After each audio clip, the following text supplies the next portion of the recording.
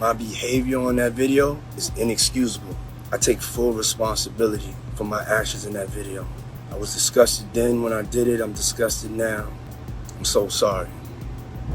A disturbing video of 2016 surfaced showing Sean Diddy Combs in a violent encounter with Cassie Ventura. Can the law still touch him for this past deed? Let's walk through the footage from the Intercontinental Hotel in Century City, Los Angeles.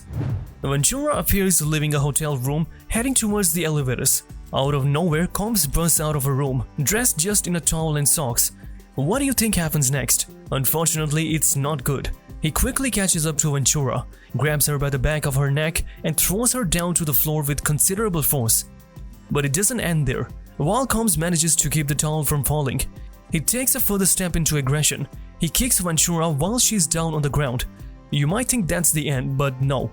Combs picks up a purse and a suitcase near the elevators, then turns around and kicks her again. The entire altercation from the moment Ventura is thrown down to the second kick lasts about 4 seconds. Think that was all? Far from it. Combs doesn't stop with the kicks. He grabs Ventura by her sweatshirt and drags her towards a room. Ventura, showing incredible resilience, slowly gets up, collects her things and even tries to pick up a phone near the elevators. Just when you think it's over, Combs comes back and shoves her again, all captured by a nearby mirror. Now here's a pressing question. Why hasn't Combs been charged? You'd think with such clear evidence, the law would quickly step in. But here's the twist. The Los Angeles County District Attorney's Office has their hands tied. They released a statement explaining that although the video is extremely disturbing and difficult to watch, they are unable to bring charges against Combs for this 2016 incident. Why is that? It turns out the assault happened too far back to fall within the legal time frame that allows for prosecution. Yes, really. The legal window has closed, and as such, no charges can be pressed now.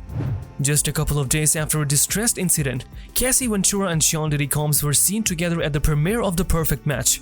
The scene was just striking. The pair were hand in hand, looking every bit the perfect couple. Combs was dressed sharply in a black suit, while Ventura dazzled in a neon green outfit. But all was not as it seemed. Later on, photos surfaced showing Ventura with bruises on her legs, which seemed to be covered with makeup, as reported by Page 6.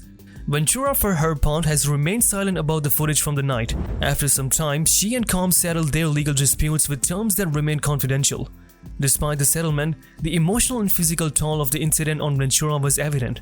Her attorney, Douglas Victor, expressed his shock over the surveillance footage that captured the violence.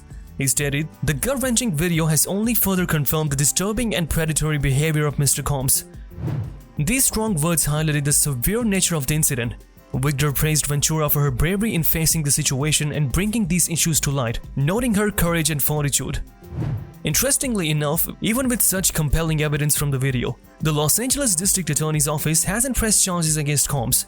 This is primarily because they haven't received a formal case against him related to the attacks shown in the footage. They continue to urge anyone who has witnessed or experienced similar incidents to report them, offering support through their Bureau of Victim Services. Now, what about the place where it all happened?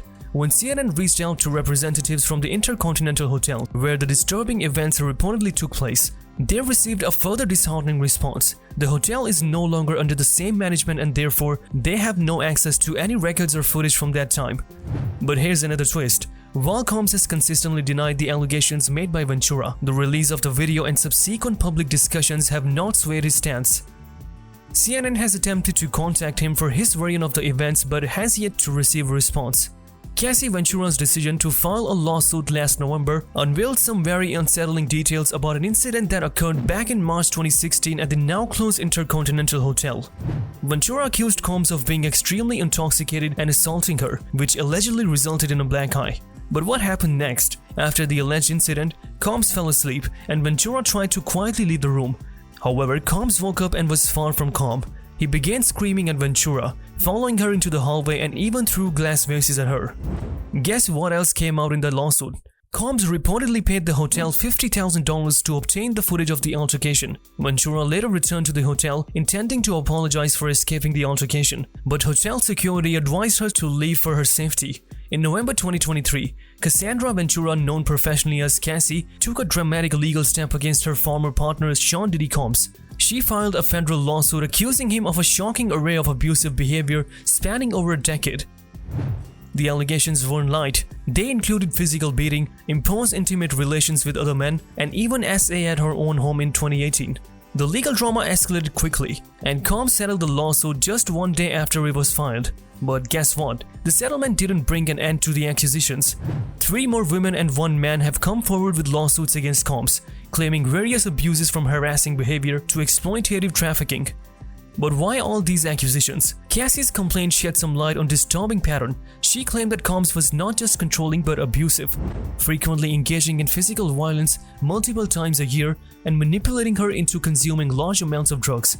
Even more horrifying, she accused him of imposing her to have engagements with male escorts while he watched and recorded the encounters. Despite these severe allegations, Cassie admitted she never went to the police out of fear that it would provoke further violence from Combs. The legal actions took an even more serious turn in March when federal agents raided Combs' properties in Miami and Los Angeles. These raids were reportedly connected to a federal exploitative trafficking investigation, raising the stakes in the ongoing legal battles. Amid these allegations, Combs has vocally denied all wrongdoing. He described the claims as attempts to assassinate my character, destroy my reputation and my legacy. Combs argued that these were baseless accusations aimed at securing a quick payday from him. Cassie utilized New York's Adult Survivors Act to file her lawsuit. This act provided a one-time 1-year window for victims to sue their alleged abusers even after the statute of limitations had expired.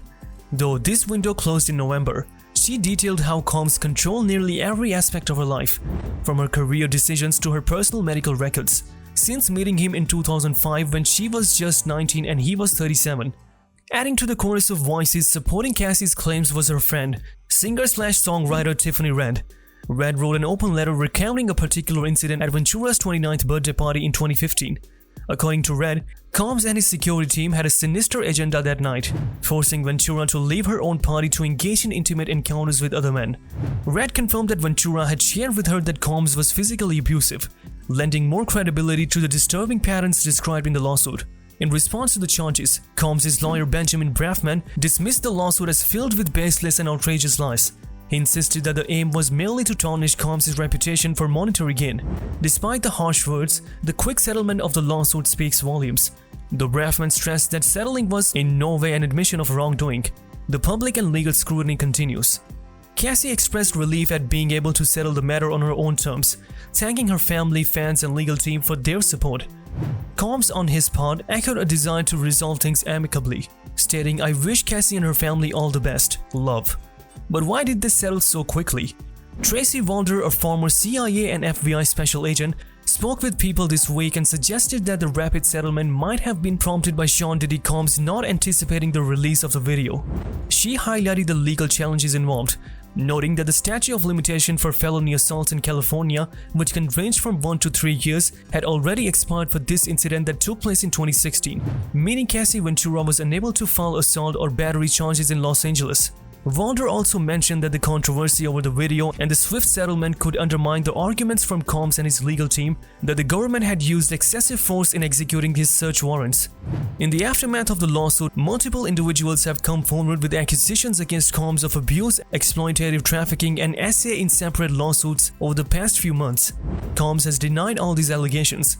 Now that you've seen the complexities surrounding this case, what are your thoughts on the limitations of legal timelines and their impact on justice? Feel free to comment below with your opinions. And remember to like, share, and subscribe for more insightful discussions.